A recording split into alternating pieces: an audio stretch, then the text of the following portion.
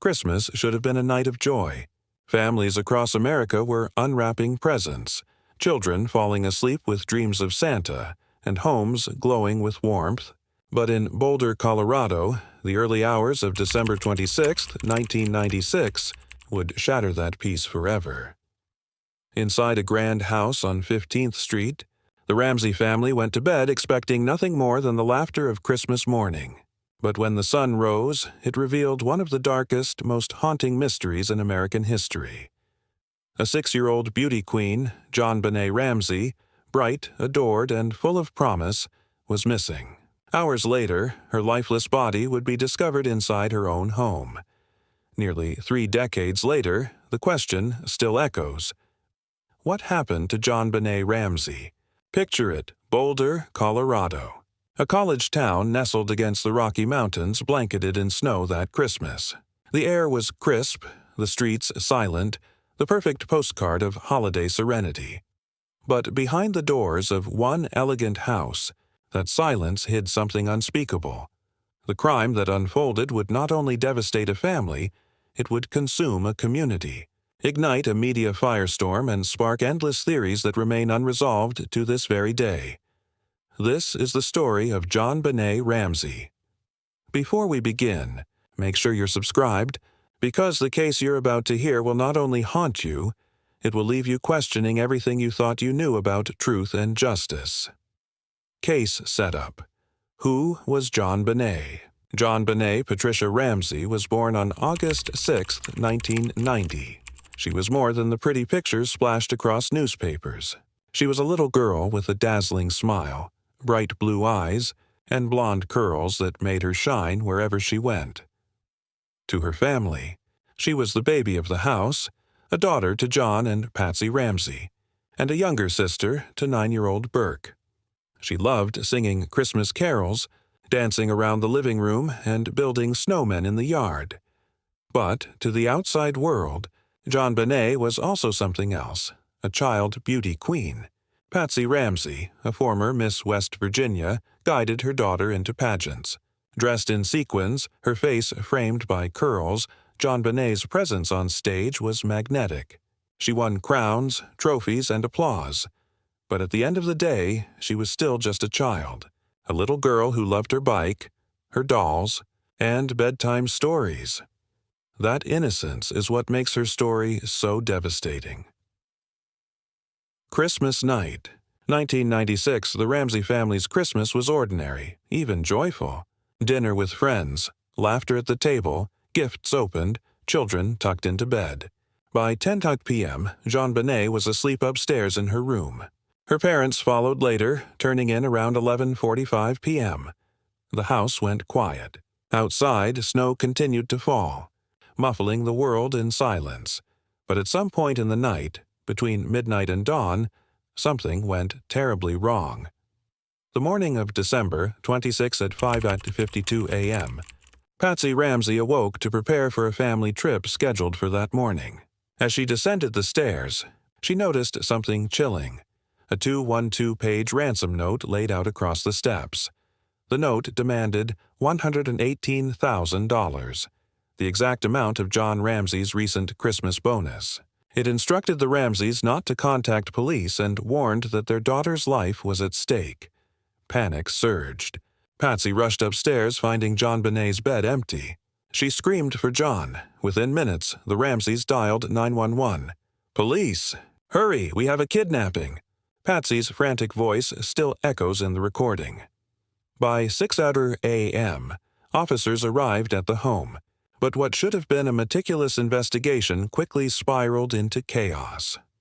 The timeline of a tragedy. 5:52 a.m. Patsy discovers ransom note, calls 911.6 a.m. Police arrive, note secured, but house not sealed. Friends and neighbors begin entering the home. Eater Enum. Ransom note instructed the Ramseys to await a call. That call never came. 5 p.m. Detective Linda Arndt, running out of options, asks John Ramsey and family friend Fleet White to search the house again. In a small basement storage room, John finds JonBenét. She was lying under a white blanket. Duct tape covered her mouth. A cord was tied around her neck, fashioned into a garrote. Her father lifted her body and carried her upstairs, contaminating the crime scene. The horror was undeniable. JonBenét had been murdered inside her own home, a botched investigation. The Boulder police were unprepared for the magnitude of this case. From the very beginning, mistakes piled up. The home was not properly sealed, allowing friends and neighbors to move freely. Evidence was handled carelessly. Officers failed to separate family members for questioning. Key areas of the house were not secured. By the time JonBenét's body was found, the crime scene was hopelessly compromised. The police had clues, but no clear direction. The note that made no sense. The ransom note remains one of the strangest pieces of evidence in the case. At 2 pages long, it was unusually detailed. The writing style shifted between formal and theatrical. It demanded a bizarrely specific sum, $118,000. The notepad and pen used were later found. Inside the Ramsey home, investigators wondered, was it written by an intruder, or was it staged to mislead? Handwriting analysis was inconclusive. No fingerprints were recovered. The note raised more questions than answers. Suspicion turns inward, with no forced entry, no footprints in the snow, and evidence pointing nowhere. Suspicion shifted toward the Ramsey family themselves. Theories swirled. Did a family member accidentally harm JonBenét and then stage a cover-up? Could her brother Burke have lashed out in a moment of anger? Were Patsy or John protecting someone they loved? The Ramseys denied any involvement. They insisted they were victims, not perpetrators. But public opinion turned against them. The media circus, from the moment the case hit the news, it became a national obsession.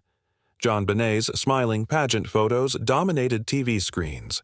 Reporters swarmed Boulder. Every move the Ramseys made was dissected. Were they grieving parents or guilty liars? Talk shows speculated. Tabloids printed wild theories. The family was vilified in public. Their grief turned into a spectacle. For months, the case wasn't just a murder. It was America's most watched drama. Over the years, 3 primary theories have emerged. The intruder. Theory: some believe an outsider slipped in through the broken basement window. Supporters point to unidentified DNA found on JonBenét's clothing. They argue the ransom note was written by the killer to buy time. But critics ask, how did the intruder move so freely in the house without leaving clear evidence? 2. The family theory. Others believe the answer lies inside the Ramsey household. The unusual ransom note, the lack of forced entry, and inconsistent statements fueled suspicion. Some suggested Patsy wrote the note. Others theorized Burke may have been involved in an accident that turned fatal. No evidence ever conclusively supported these claims, but the shadow of suspicion followed the Ramseys for decades. The botched kidnapping. Theory. Another possibility is that the plan was originally to kidnap JonBenét for ransom, but something went wrong. In panic, the perpetrators killed her and left her body in the house. But this theory, like the others, fails to explain all the evidence. In the early 2000s, forensic testing uncovered unknown male DNA on JonBenét's clothing. This led some investigators to believe the intruder theory was strongest. In 2008, Boulder District Attorney Mary Lacey publicly apologized to the Ramseys, declaring the family formally cleared by DNA evidence. But critics argued the DNA was inconclusive, possibly contamination from manufacturing. Later prosecutors said clearing the family was premature. The case remains officially unsolved. Nearly 29 years later, JonBenét's case is still open. Age progression images show what she might look like today, a young woman in her 30s. And while JonBenét's case remains one of the most haunting mysteries of the 1990s, decades earlier, California was terrorized by another shadowy figure, one who didn't just kill, but taunted the entire world with codes and ciphers. They called him the Zodiac Killer. Let's uncover that story next. Northern California, 1968. The summer of love had just faded, and the San Francisco Bay Area was alive with protest, music, and hope. But in the shadows of this cultural revolution, something dark began to stir. Over the next several years, a faceless killer would stalk couples on quiet roads, taunt police with phone calls, and terrorize entire cities with cryptic letters. He called himself the Zodiac. His murders were brutal. His words were mocking. And his puzzles, codes, and ciphers mailed to newspapers would defy some of the greatest cryptographers in the world. More than 50 years later, one haunting question remains unanswered. Who was the Zodiac Killer? Picture it. California at the dawn of the 1970s. Rolling hills, neon-lit cities, and a generation caught between peace movements and political upheaval. But alongside all that, freedom was fear. Fear of a killer who could strike anywhere. Fear of a man who bragged about his crimes in letters signed with a circle and a crosshair. The Zodiac Killer didn't just murder.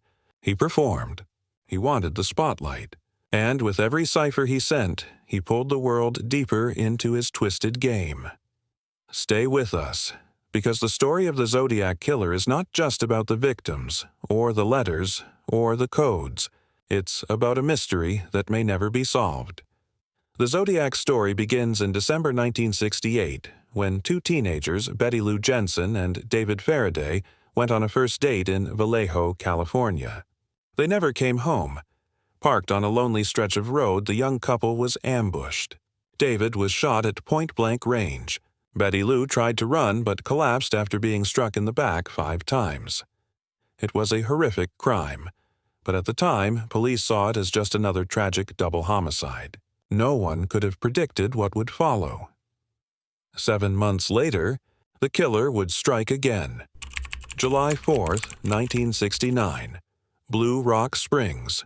Vallejo on Independence Day, Darlene Ferrin and Michael Mageau sat in a parked car when a man approached. Without warning, he opened fire. Darlene was killed instantly. Michael survived despite multiple gunshot wounds. An hour later, police received a chilling phone call. I want to report a double murder. If you will go 1 mile east, you will find kids in a brown car. They were shot with a 9mm Luger. I also killed those kids last year. It was the first time the killer spoke, and he made it clear. The earlier Vallejo murders were his too. August 1969. The letters begin local newspapers. The San Francisco Chronicle, the San Francisco Examiner, and the Vallejo Times-Herald received letters. Each contained part of a 408-character cipher. The killer demanded the letters be published on the front page, or he warned he would cruise around all weekend killing lone people in the night. Signed with a crosshair-like symbol, he gave himself a name, the Zodiac. September 27, 1969. Lake Berryessa. 2 college students, Cecilia Shepard and Brian Hartnell, were picnicking by the lake. A man in a hooded costume, emblazoned with the Zodiac symbol, approached with a gun. He tied them up and brutally stabbed them. Cecilia died 2 days later. Brian survived and gave a detailed description of the attacker's outfit and methods. Before leaving, the killer drew his symbol on the victim's car door, along with dates of previous attacks. October 11, 1969, San Francisco. Just weeks later, cab driver Paul Stein picked up a passenger near Union Square. Minutes later, he was shot in the head. The killer wiped down the car but left behind bloody fingerprints. This time, the Zodiac was seen by multiple teenage witnesses. Police broadcasted the description, but a miscommunication led officers to believe they were searching for a black suspect. In truth, the witnesses described a stocky white male, 35 to 45 years old. The killer slipped away, right under police noses. Days later, a letter arrived at the Chronicle containing a piece of Paul Stein's bloody shirt. Proof, once again, that the Zodiac was watching. The ciphers that defied the world. The Zodiac wasn't just a killer. He was a showman. His real weapon wasn't his gun or his knife. It was fear spread through the mail. The 408 cipher, solved quickly by a schoolteacher and his wife, it revealed a chilling statement. "I like killing people because it is so much fun." But the message ended with a promise. His identity was hidden in the code. That part was gibberish. The 340 cipher, Z340. Sent in November 1969, this became one of the most infamous unsolved puzzles in history. For 51 years, it baffled the FBI, the CIA, and the best codebreakers in the world. Finally, in 2020, a team of amateur cryptographers cracked it. The solution: the Zodiac taunting investigators, mocking them, and once again refusing to reveal his name. Other ciphers, Zeta13 and Z32. Shorter, stranger, still unsolved. Did they contain his real name? Or were they part of his game to keep the world guessing? The ciphers weren't just puzzles. They were psychological warfare, a way to ensure the Zodiac's name lived forever. Law enforcement threw everything at the case. Police departments across Northern California, the FBI, and even military cryptographers worked to catch him. But the Zodiac was slippery. He switched weapons. Attacked in different cities, he targeted both couples and a lone cab driver. There was no clear pattern except his need for attention. Hundreds of suspects were investigated. One man, Arthur Lee Allen, emerged as a leading suspect. He was linked by circumstantial evidence, but no definitive proof ever tied him to the crimes. DNA testing later excluded him. Over time, frustration grew. The killer was always one step ahead, and the police, hampered by poor communication between jurisdictions, struggled to keep up.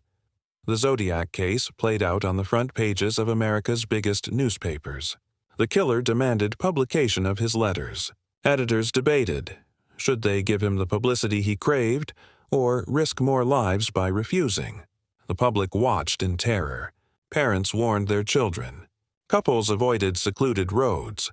In San Francisco, school buses were threatened. Everyone felt like a target. The Zodiac wasn't just killing people. He was killing peace of mind.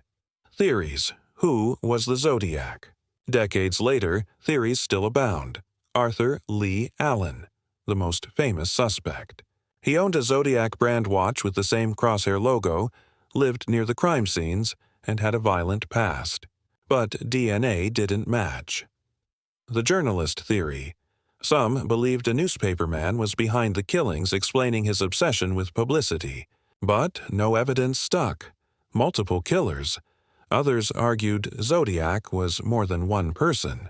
The writing styles and methods varied too much. Could it have been a group effort?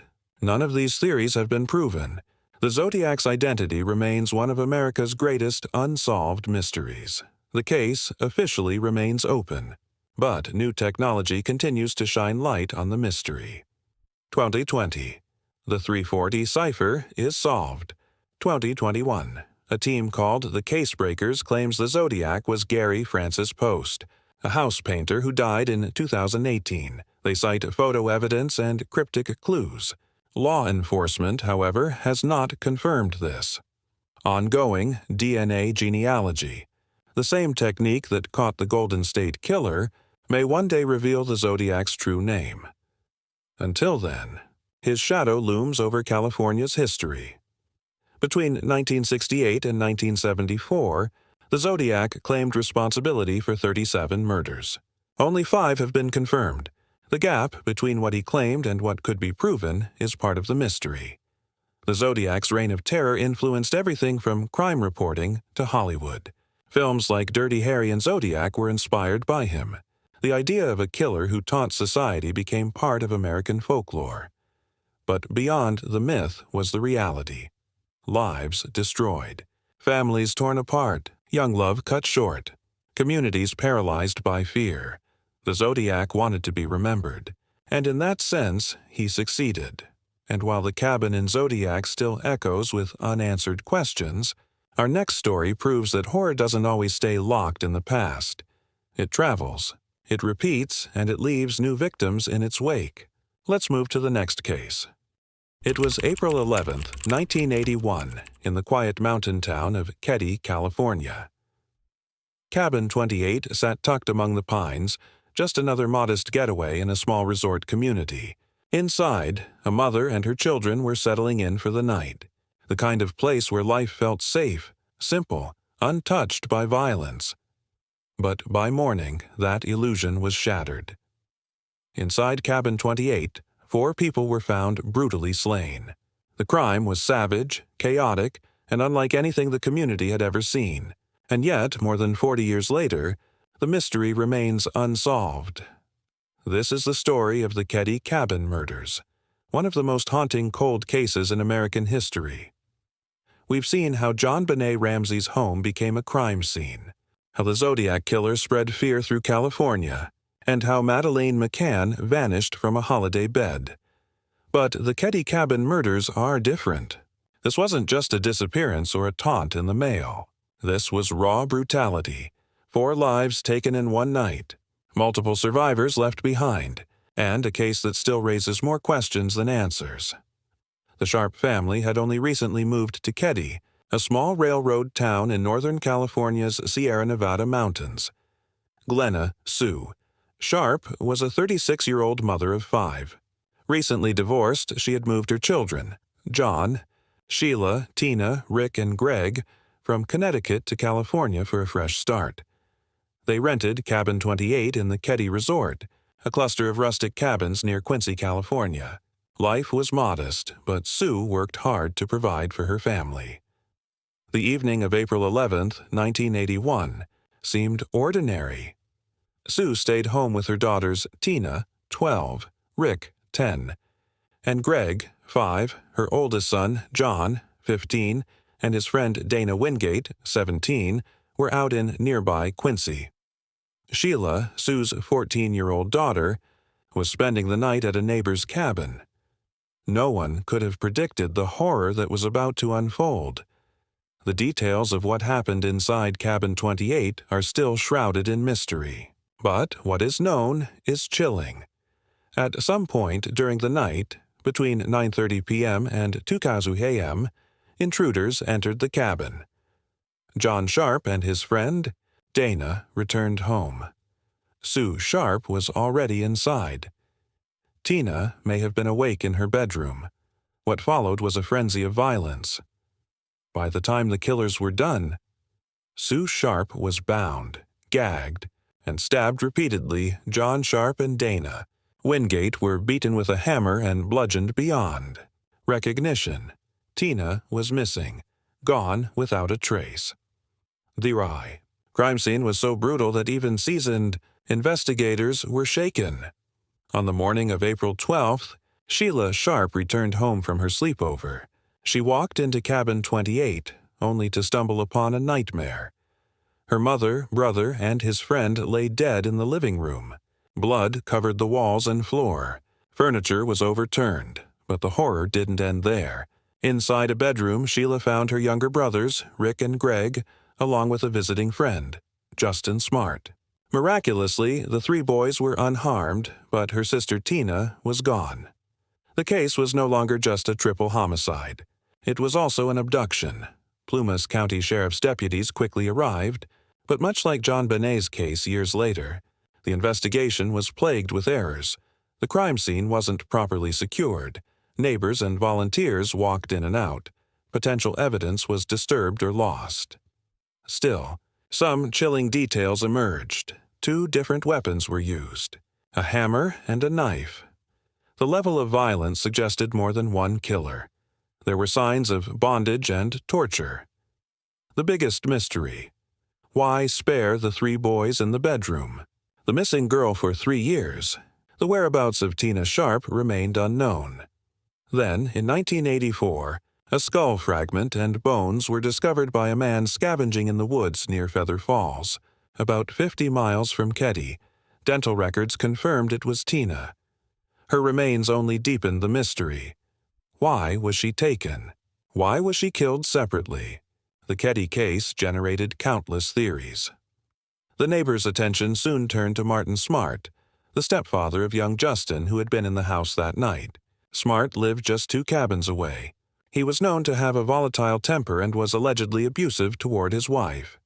Smart reportedly told a therapist he killed Sue because she had interfered in his marriage. The therapist claimed to have reported this to authorities, but nothing was done. Smart's friend, Bo Bubede, also became a suspect. Both men had criminal histories. Yet, despite circumstantial evidence, neither man was ever charged. Both later died, leaving unanswered questions. The multiple killer theory. Given the brutality and the use of different weapons, many believe at least 2 attackers were present. This could explain how the killers controlled multiple victims at once. The revenge or personal motive. Some. Investigators believed Sue was the target, possibly because she stood up against domestic violence in her community. The killings may have been intended to silence or punish her. For decades, the Ketty murders remained cold. But in recent years, new efforts have revived hope. 2016, Plumas County Sheriff Greg Hagwood reopened the case, citing mishandled evidence. 2018. A hammer matching one missing from Martin Smart was found in a local pond. DNA evidence from the scene is now being retested with modern technology. Officials believe they are closer than ever to identifying those responsible. Yet, as of today, no one has been convicted. The Ketty cabin murders left scars that never healed. Sheila Sharp, who discovered the crime scene, has lived with trauma for decades. Survivors, Rick and Greg, grew up with the weight of that night. The community of Ketty never recovered. Cabin 28 was eventually demolished in 2004. But the memory lingers. The brutality of the murders, the missing child, the botched investigation. It all mirrors the failures seen in other famous cases.